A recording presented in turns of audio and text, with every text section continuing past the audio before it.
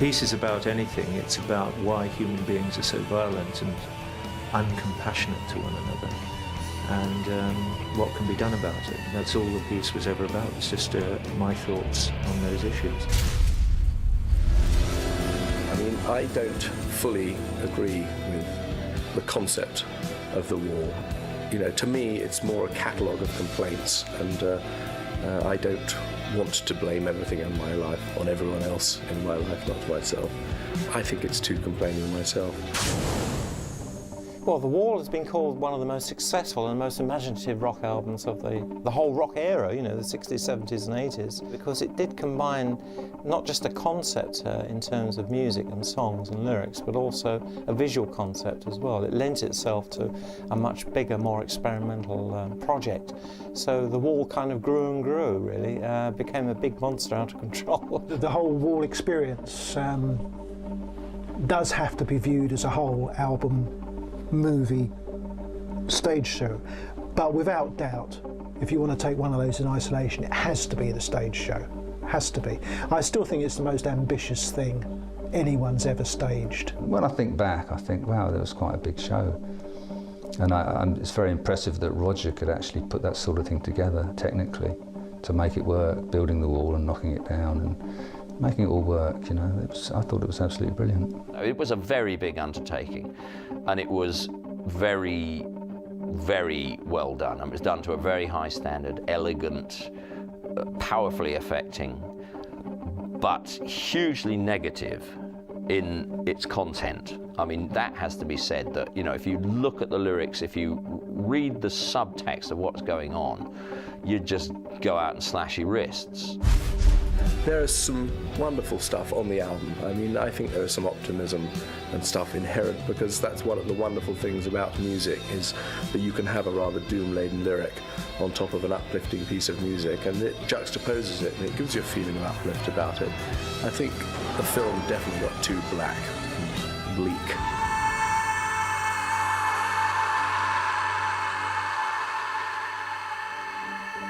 The subject matter for The Wall is downbeat, but who says that everything that we view has to be uplifting and light?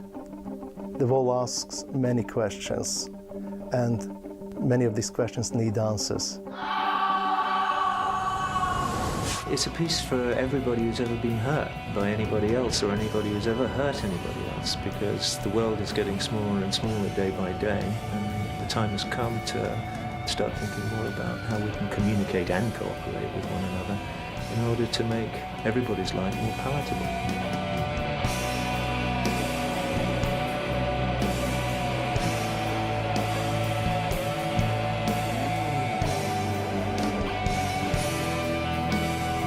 Dark Side of the Moon is perceived as their pinnacle, but when you look back on it, their success was pretty consistent through Dark Side of the Moon, Wish You Were Here, up to Animals.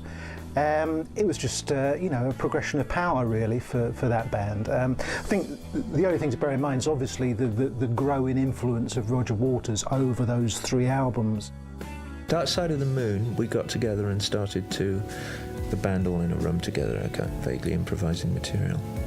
And I think we'd been doing that maybe for a week or something, or maybe two. I can't really remember the details, when I thought, oh, I know, how about doing a piece that's about, because there's things that were occurring to me as being ideas, possible ideas for songs, I suddenly realised could be linked thematically to make a piece about being in rock and roll, and about the pressures involved and how they can divert you from maybe your true path, how easy it is to get pushed sideways into areas which are a waste of time and effort. Dark Side of the Moon was the discovery of a format, really. It's a format within which I've been working ever since. It's a format that I'm comfortable with, you know. I like the idea of an album being about one specific thing and all the songs within it relating back to a central theme or idea.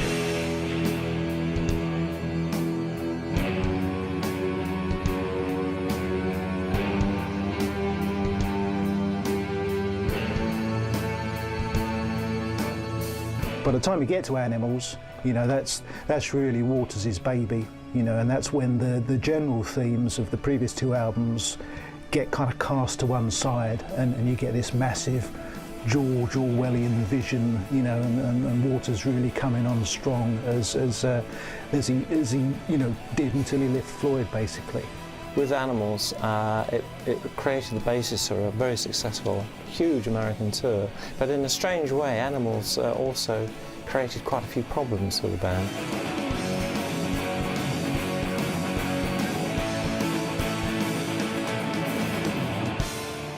Nick Mason was practically sidelined for the album. The same with Rick Wright. Gilmour exerted, you know, probably a little bit of influence. At least managed to get a bit of melody to those jarring, you know, Waters compositions. So that was the kind of mix. That was the kind of scenario that was taking place at the time of that album.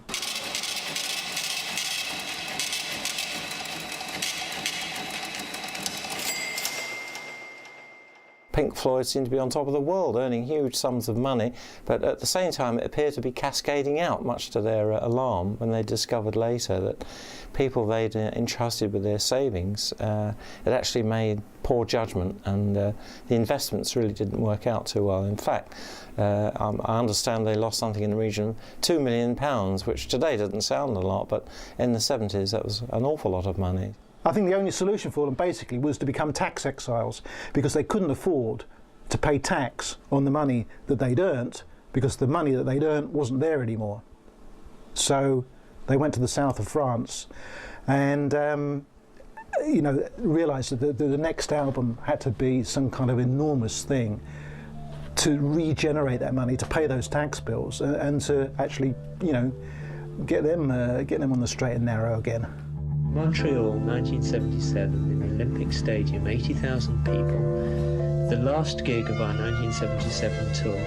I personally became so upset during the show that I spat at some guy in the front row who was only doing what he wanted to do. But what he wanted to do was not what I wanted to happen. He was shouting and screaming and having a wonderful time. And they were pushing against the barrier, and, you know, what he wanted was a good riot. And what I wanted was to do a good rock and roll show, and I got so upset that I finally spat on him. and which is a, you know, very nasty thing to do to anybody. I got him as well. He was right here, right in the middle of his face. And he got really uptight. And I think he'd probably been drinking as well. Mind you, I'd been drinking. But anyway, the idea is that these kind of fascist feelings develop from isolation. So what happens to you if the people who are older and wiser than you don't set you straight about the world? It's very easy to become isolated, and if you become isolated, you decay, and the end result of that kind of decay is any kind of fascism that you care to think of, or any kind of totalitarianism.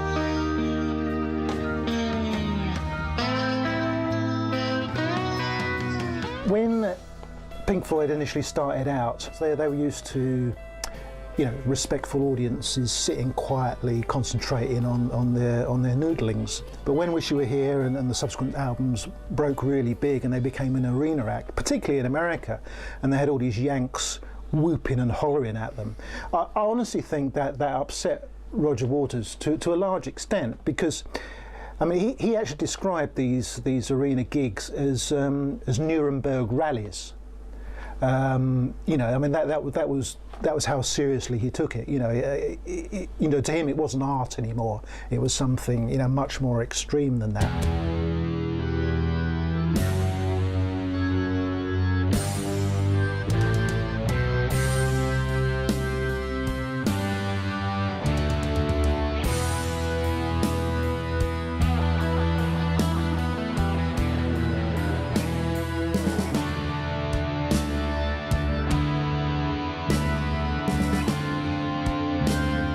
There's a lot of negative energy coming from the Wall, because Roger Waters was really expressing all the things in his life that were bugging him during the 70s, reached a kind of personal breakdown point, really. So with the Wall, he was expressing all the bricks in the wall were all the things in his life that had upset him or made him the way he was. That was the thing that they played on. I think this was largely from Roger's sense of alienation. He was an uneasy pop star, I think it was fair to say, and he had sort of doubts about his role in some ways, you know, none at all in others. But he would, you know, he played on that in the Wall. I think that this was a very frustrating time in Roger's life, and he wasn't alone. I think it was frustrating for the rest of the band as well. They were trying to define their roles within the group and their roles individually in their own lives, and were wrestling with reconciling the role of rock star with their own individual view of their lives. And so I think that, and Roger, I think, of all of them, was having the most difficulty in coming to terms with that. Waters experienced a degree of isolation on stage because of this, you know, these screaming hordes in front of him. Up comes the barrier, you know, he just can't cope with it. When I'd made the demos, just working on a multi-track tape recorder on my own, I made demos of The Wall and the pros and cons of hitchhiking. And then I wrote all the lyrics out in books, sets of books, and then I went into the rest of the guys in the band, you see, and played them the 2 tapes with books of words for them to follow. And at the end of that meeting, or at the end of that listening, I then said, right, I'm going to do one of these as a solo project, and I'm going to do one of them with a band. Which one do you want to do? And they chose The Wall. Roger came to us with 2 concepts, the Wall one and another one, and we liked the Wall one as being more interesting. It was not an easy demo to listen to. A lot of the stuff got changed, thrown out, and new pieces put in. We started putting down the demo stuff for that in 78. Whatever you think of the lyrical message, certainly Dave Gilmour's guitar playing on it is tremendous throughout. It's very, I think it complements the whole idea of The Wall in a very kind of austere way. You hear this wonderfully paced and dramatic guitar playing from Gilmour. Some of the best playing he's done, I think, really, in between all the embittered lyrics. But his interpretation of The Wall, I think, really is a major part of the success of the album. I wrote Comfortably Numb when I was making my first solo album, in fact. I wrote the music and put a demo of it down when I was doing my first solo album, and it just came up. We needed something on the Wall album, and I had it sort of on the demo tape.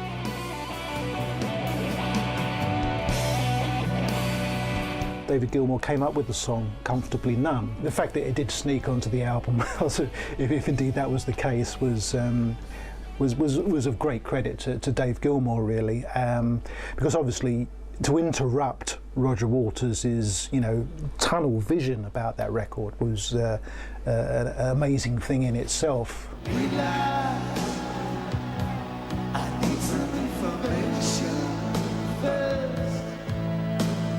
Just the basic facts.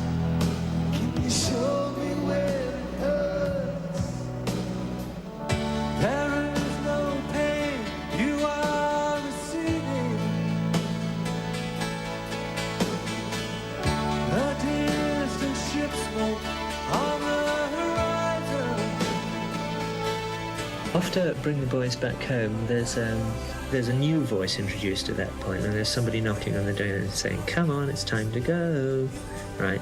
So the idea, which obviously isn't expressed clearly enough, is that they're coming to get him to take him to the show because he's got to go and perform that night.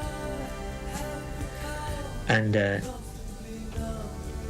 they come into the room and they've realised something's wrong, and so they actually physically bring the doctor in. And Comfortably Numb is about his confrontation with the doctor. He gives him an injection. In fact, it's very specific, that song. It says to cool him out and so that he can actually function, because they're not interested in any of these problems. All they're interested in is the fact that, there are however many thousand people there are, and the tickets have been sold, and the show must go on. The Wall, when you hear it now, it's striking how much better produced it was and recorded and engineered than the early albums, which sound quite rough and rough and ready now, 20 or 30 years later, but The Wall still stands up today as a very polished piece of work. It was going to be a lot of hard work. It was a double album, and we wanted to get someone else in to help. And as Rick and Nick really didn't do any production, really, we decided to try and just sort of clear it up, get another person in, and then if we all paid ourselves a little bit of money for production, then it actually would not cost me or Roger anything to be employing Bob Ezrin to come in and help. Basically worked out that Nick and Rick had to pay for Bob Ezrin. I could talk to Bob about the idea of the whole thing. He understood what the thing was about, so he was the one that I could speak to about what it was about. Nobody else had the slightest idea of what it was about, because it was quite complicated and the shape of it was changing a lot. And it's very important to have somebody who's, you know, who you can talk to about. How can you have any pudding if you don't eat your meats? Each of us in our own lives goes through a progression of success and failure, and then sometimes alienation, and we have a lot of unanswered questions, and at a certain point we feel terribly unworthy, and we start to build walls around ourselves, and we have to go through periods of self-examination before we can tear them down and step out and live. So if you're going to do that, set it in a way that even the youngest Pink Floyd fans can, if not grasp, at least viscerally feel, identify with enough so that they get something out of it. You don't need no education.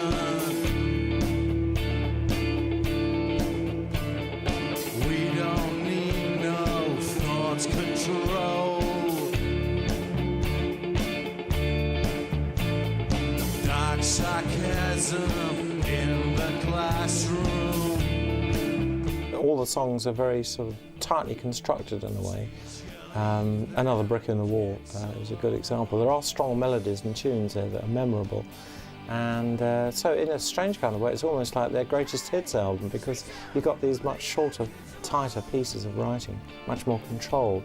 It's less of the very long, expansive Dark Side of the Moon sort of continuous saga. It gave them the chance to produce hit singles, which took everybody by surprise. No, you're just another brick in the wall.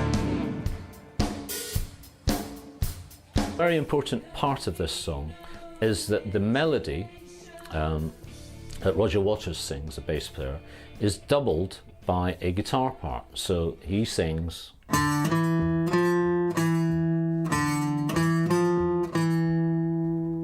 and the guitar plays that part as well. Then on top of that is this very cleverly, very simple but cleverly constructed Dave Gilmour guitar part.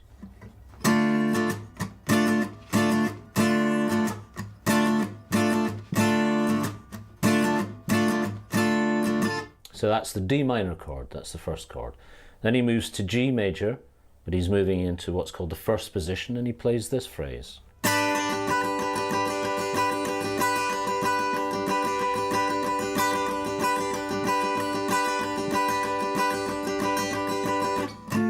And he goes back to the D minor. Then he plays quite a famous little phrase that goes,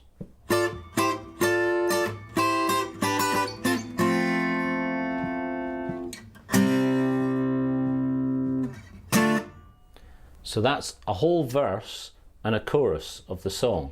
It's not a particularly long song, although they do several versions of it during the album, The Wall. So that's essentially the song. It's really a blues song by its structure.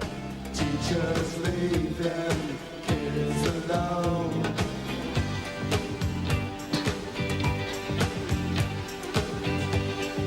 Hey, teacher, leave them kids alone.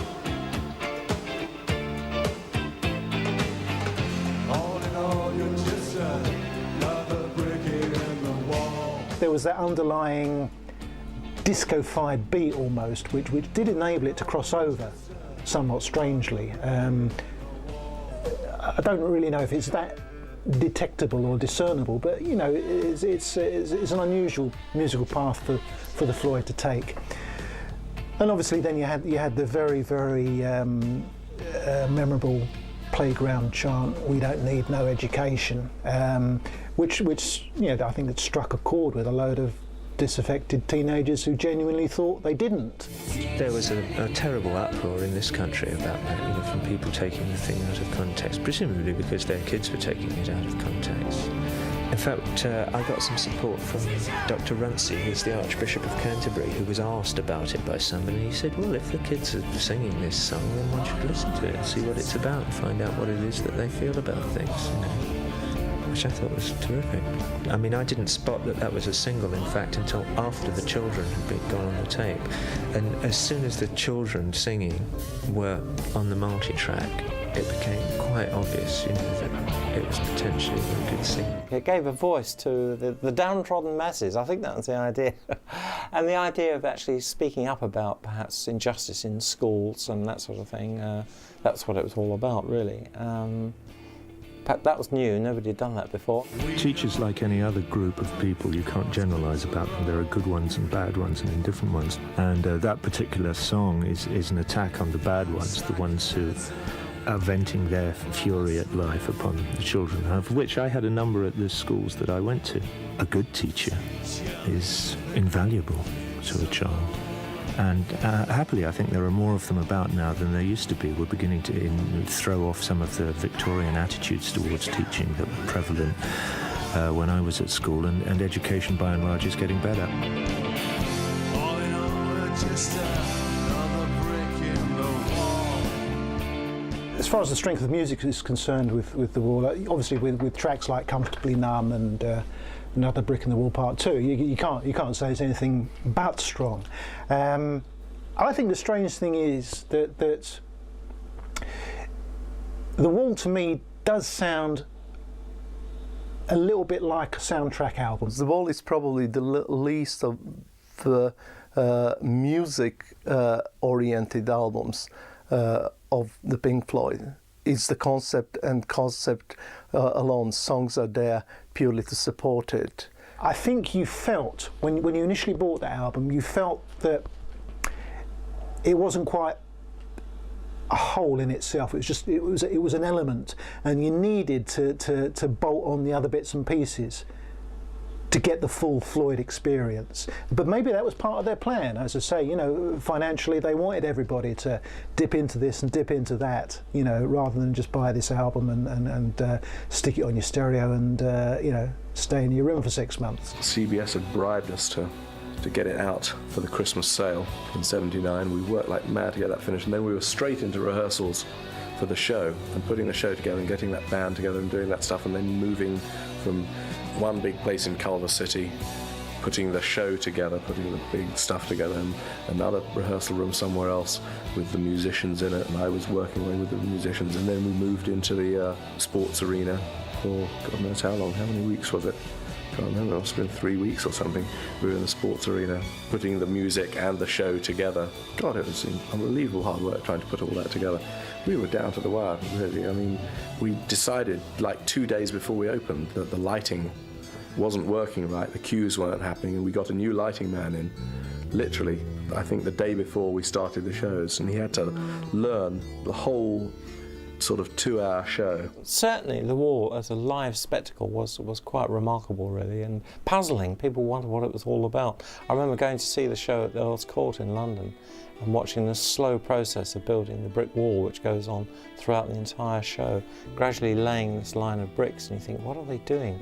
How's it all going to resolve? And of course, gradually the band disappear behind the huge barrier, and then the final moments, the whole lot is destroyed and smashed to pieces when Roger realises that maybe it's not a good idea, psychologically speaking, to have a mental barrier inside your head.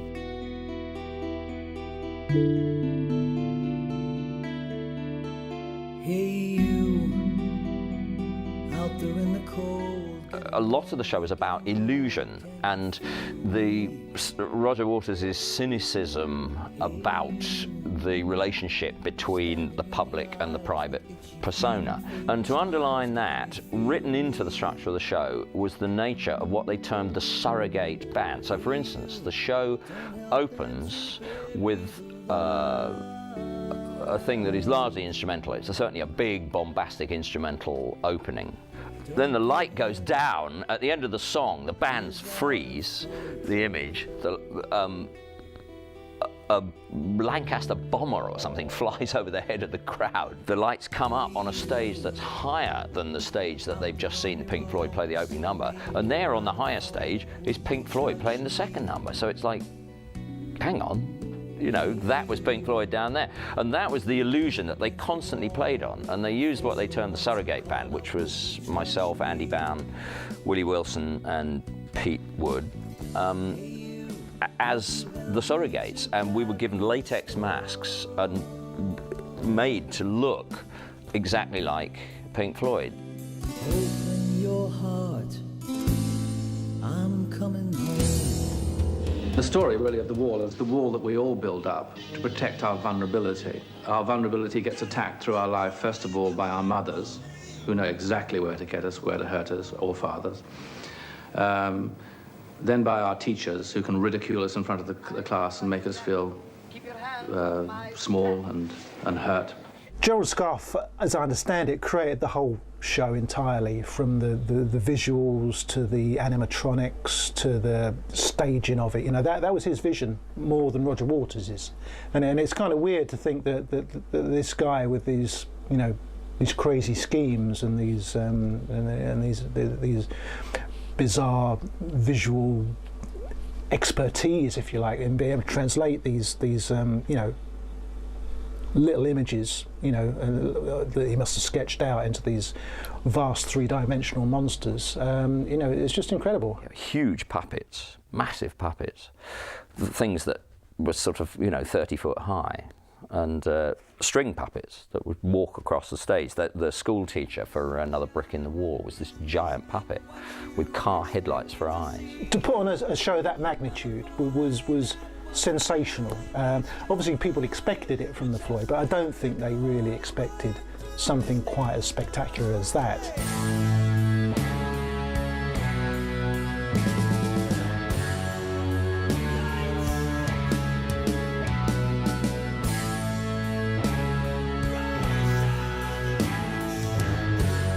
When we were in Germany, we stayed in Dusseldorf, but we played in Dortmund in a big sports arena called the Westfalenhalle. And one day we got the call at the hotel we were going to leave early because they were throwing a civic reception for us in Dortmund. The background of which was that during the time that we played at this sports arena, we had become the 10th largest industry in Dortmund.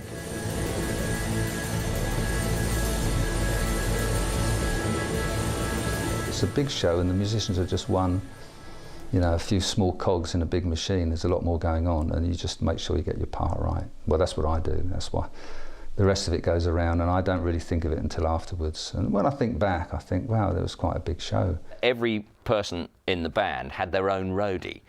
You had a personal roadie. Phil Taylor obviously looked after Dave Gilmour because he's done it for years. And, you know, I had a personal guitar roadie. I mean, to the extent, these guys really knew instruments, and they really knew the show, to the extent that when Willie Wilson, the surrogate drummer, 45 minutes before the show, he's carted off in an ambulance. We don't know whether we're ever going to see him again, you know. Nobody knew what was going on. And Roger sent for Clive, who was Willie's drum roadie, and he said, Clive, could you go to wardrobe now, please? And that was it, and Clive was shoved off. He was stuck into the gear for the show, you know, the uniform, and he went on and he played the show faultlessly. He played it absolutely without missing a beat. And at the end of it, Roger bunged him a massive amount of money because he'd rescued an unrescuable situation. I preferred the actual live show to actually listening to the album, to be honest, because by the time the band had been on the road for a while, although they only did a few shows of The Wall, it was so expensive, such a difficult show to put together. Any note that Pink Floyd could have played live was played live. I mean, that was the bottom line, basically. Musically, the orchestral pieces and things like the children's voices in Another Brick, you know, We Don't Need No Education, that stuff was pre-recorded, that was on tape. So it all had to be basically played in time. It was all linked into special effects and click tracks, and film and that, so everything had to be down to the last second most of the time. The wall tour, the wall shows, they had got as tight as we could get. I mean, there was no room for improvisation and no room for anything, and it was, 100% concentration on just getting the cues and everything right and performing it right. So, although I loved it as a show and it was great fun, it was musically it was not really good fun to play because it was too difficult. I had a huge cue sheet which I was following. I was listening to cues and counting people in, and it was difficult. The only moment I could let go was playing Comfortably Numb up on top of that wall, where I did get a sort of extended solo and have a bit of fun. As far as the audience were concerned, he was standing on the top of the wall playing. He was actually standing on a hoist just behind the wall, but there was no railing round it at all. It was just a flat thing. And there was a roadie out of sight of the people who were holding his ankles like that to stop him taking one step forwards, backwards, sideways. They were gripping him tightly as he played that solo. And it was always a wonderful solo. I mean, I went up on the hoist to see what it was like. It was unbelievable. I mean, it's about 45 foot up in the air, That stage show has never been surpassed in terms of the way those bricks came up, as I say, the way those crazy creatures leered out at you. It was just an awesome experience. I don't think anything ever went wrong in the Wall stage show as well, which was just incredible. I think something might have caught fire once at one of the shows, but that was it. Everything ran like clockwork. And the Wall show, the first Wall date we did, the firework thing at the beginning caught the curtain above on fire, and through the first 2 or 3 numbers it was sort of smouldering away and little sparks hit, and we keep looking up nervously, and eventually we had to actually stop the show, lower the curtain down, have it put out by fire marshals, and carry on from where we stopped. The basic structure of the whole of the first half of the show was the building of the wall up to the point where the final brick goes in, and suddenly the house lights come up and the audience realises that this vast structure, it suddenly hits them. By God, look at that, this is 150 foot across, 60 foot high, whatever it was, this vast structure has just been built in 45 minutes. But in order to get to that point, there was a piece of music built in just before the Goodbye Cruel World, where David and I would just trade riffs to give the wall builders time to get those last bricks in. Some nights it was slow, some nights, they really had to move fast, and we would play for 3 or 4 minutes.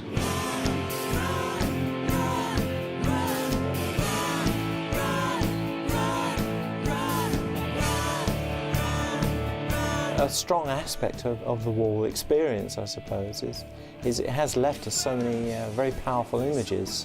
For example, the marching hammers as a kind of fascist symbol, I suppose. The lower front stage was in front of the wall, so once the wall was built, and the second half, a lot of it was played behind the wall, but some with projection on the front of the wall, but some of it was played, the fascist rally bit, Run Like Hell, was played in front of the wall.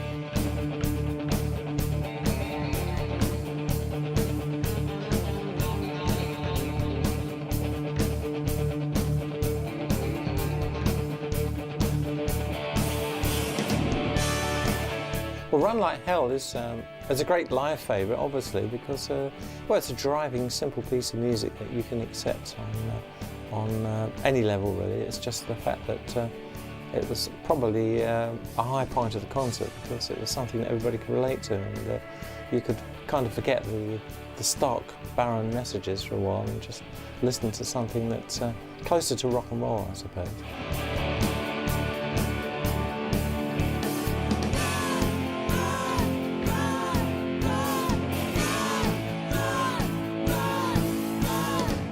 You get to a certain peak where you almost can't take anymore, and I think that is as much by the band's design as anything else.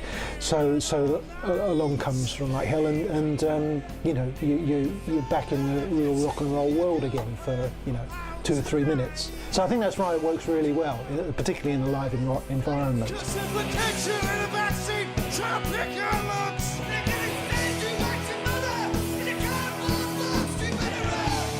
Once the wall is completed and it shatters, it created a great dramatic moment, one of the most memorable moments in kind of rock presentation, I think. When we got the tear down the wall section, I was standing inside a cage on stage behind the wall as the wall came down. And inside the cage with me were roadies who were holding the cage up as these bricks were hammering down on it. And I was playing the guitar riff for the Tear Down the Wall section. And it was unbelievable. And you would have a countdown on the monitors as to when the first bricks were going to come. Because if you didn't have that warning, you would just, you know, you just stopped playing. It was so frightening. It was unbelievably scary, some of it. An early version of The Wall, and in an early script for the Wall movie, I wrote a scene where a rock and roll audience were being destroyed with bombs. You know, there's this view that I had at the time that when I was a bit confused after the Animals tour in 1977, that the more you hurt people at rock and roll shows in stadiums, the more they seemed to like it. The more of them there were, and the closer they were packed together. And I thought this was very bizarre. I've changed my view slightly in recent years in that I can see that there's something positive in a tribal sense about a lot of people gathered together in one space. And so I think maybe stadium gigs do have some value. I think the legend of that show has built up because there's such a tremendous cachet to having been there and to having experienced it, because, you know, it wasn't this vast touring circus that went around the world for 3 years. It's 29 shows, 4 locations, that's it, you know, see you later.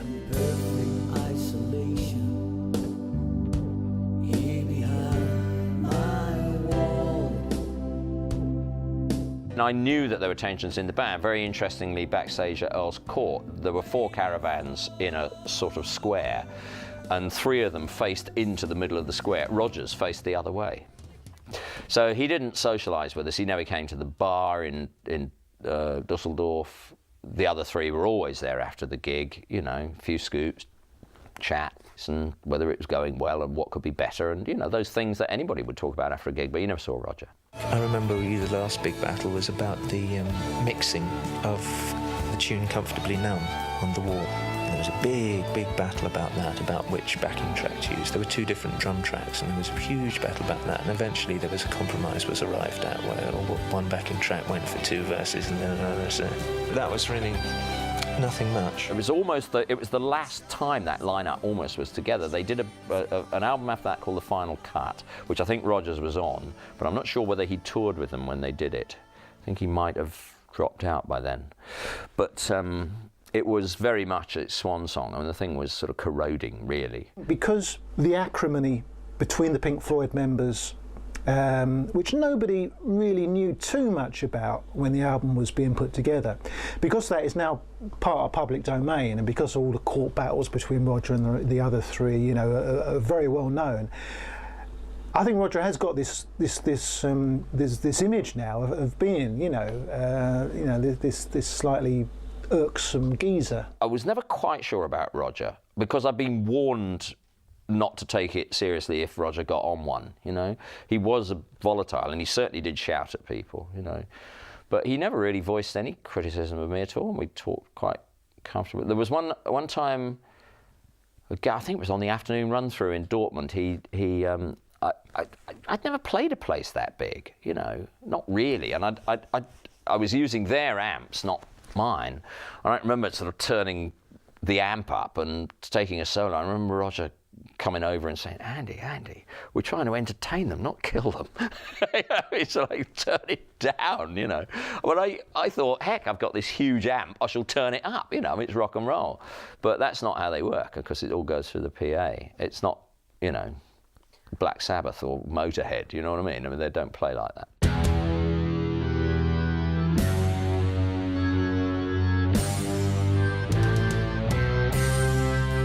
When I came to The Wall, it was already a hugely successful record and an enormous show. But right from the outset, it was our intention absolutely not to make a concert movie. I mean, I could have put 6 cameras on the concert and ended up with an acceptable film.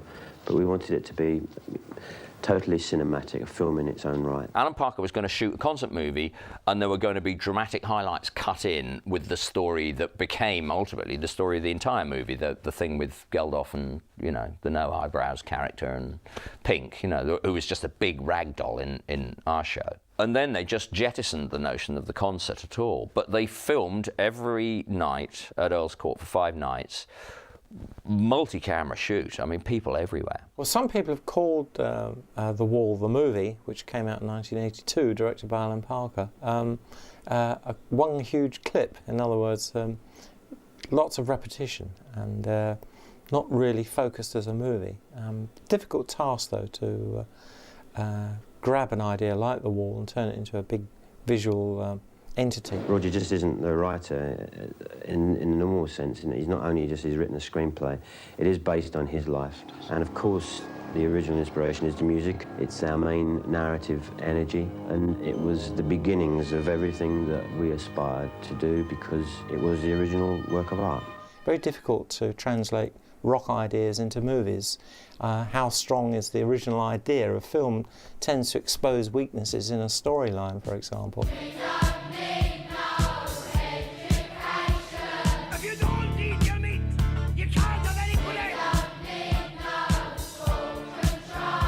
If we are to define what The Wall is, whether it has a narrative or whether it is glorified music video, we could then argue that it's probably both.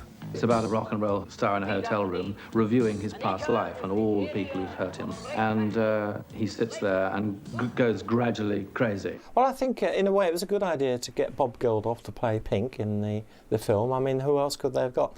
Somebody else would have been too recognisable. A Mick Jagger or a David Bowie would have been, well, it's Mick Jagger or David Bowie. Hard for them to play somebody else. But Geldof wasn't quite such an iconic star in that sense.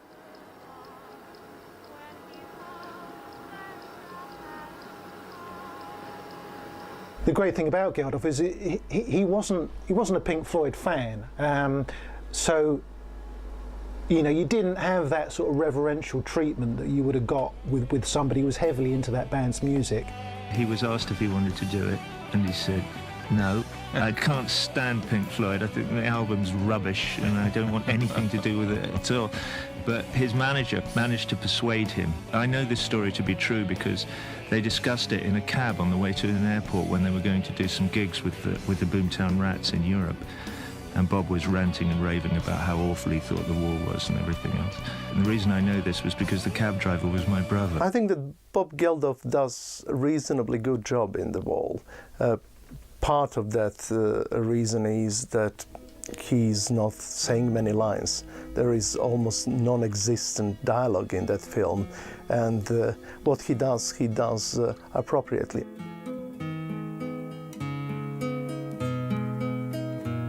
This is a ticket from the premiere of the film, and that was one of the images that they reproduced. This was the character that Bob Geldof played, who was called Pink.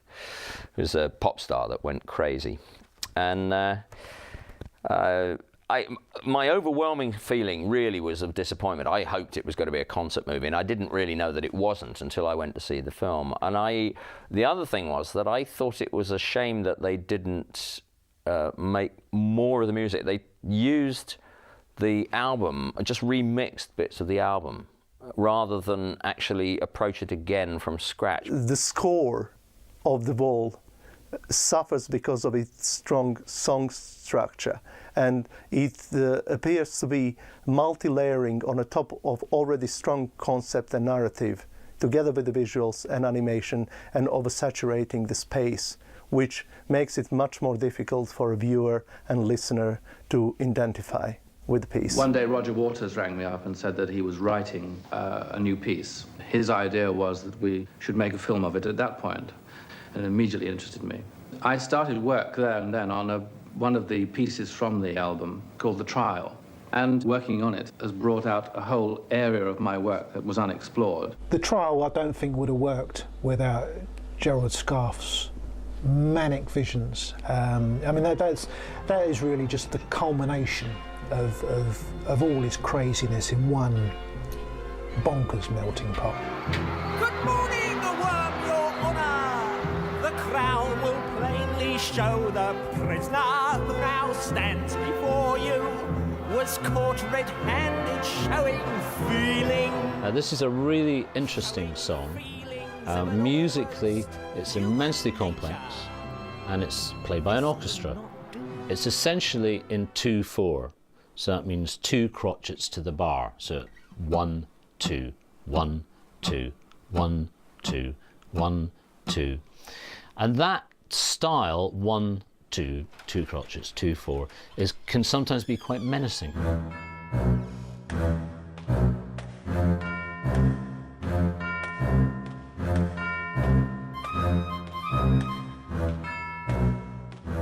So that's the first thing. And what's going on top, musically, is deliberately discordant in places to create angst, to create tension. So for instance, while this is going on, you've also got an F chord against it. You've got an F sharp chord against it. There's huge tension there. You've got a G against it, even more tension. But it's not necessarily played in the order I've just played it as well. So you'll get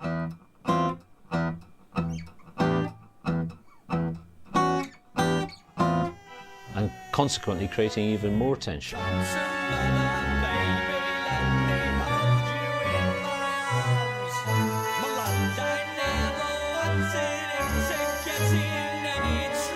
The scarf's animation for the wall could exist on its own. It succeeds on its own right. Whether it sits well with the rest of a narrative and a film imagery, that's a different question. And it often appears, if you ask audiences what do they remember from the wall, then scarf's animation and music are first two answers that you will get.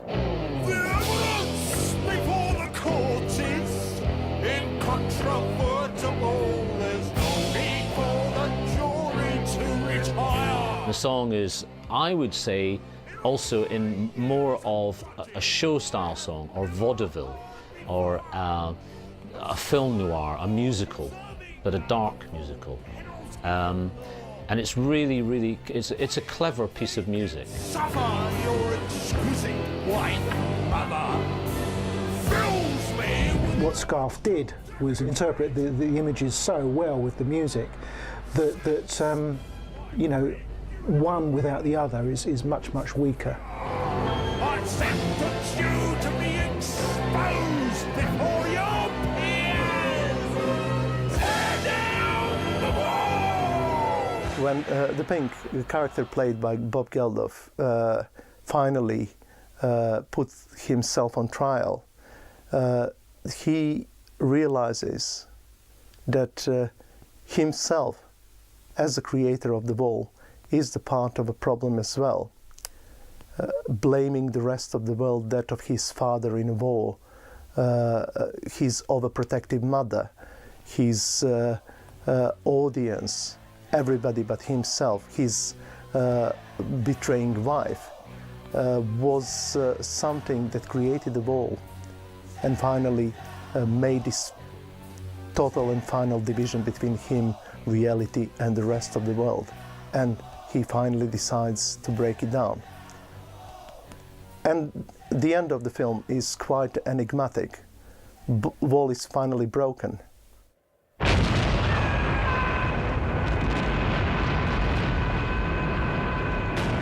I think The Wall is a brilliant movie, actually. I really do. I think the only thing that, you know, people would say is that there's a lack of narrative. Obviously, there's a lack of dialogue as well, which doesn't help if you go and see a movie, you know, and you've got your popcorn in your hand. In retrospect, perhaps it wasn't so successful as a movie, but certainly a stronger idea than anything else that had gone before. The bigger criticism I would make is that the movie itself, if you compare it with another album that made it onto the big screen, like The Who's Tommy,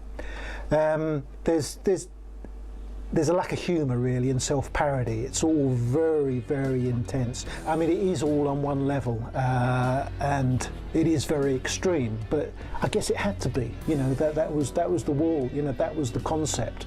Roger Waters achieved exactly what he wanted because if he wanted to build this imaginary wall between himself and the audience, then the film as a medium is perfect tool.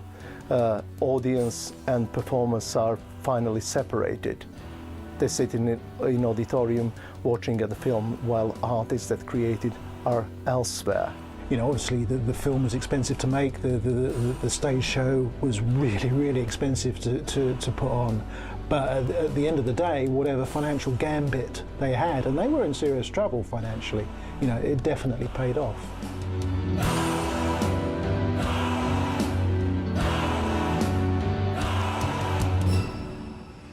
There is always a desire, you know, to knock particularly rock and roll stars if they do anything that even hints of altruism. It's very easy to say, oh, well, they're only doing it for self-aggrandizement, or, oh, well, it's good for their career, which it is. But nevertheless, most of the people who did it for all the right reasons and produced an extraordinarily wonderful event.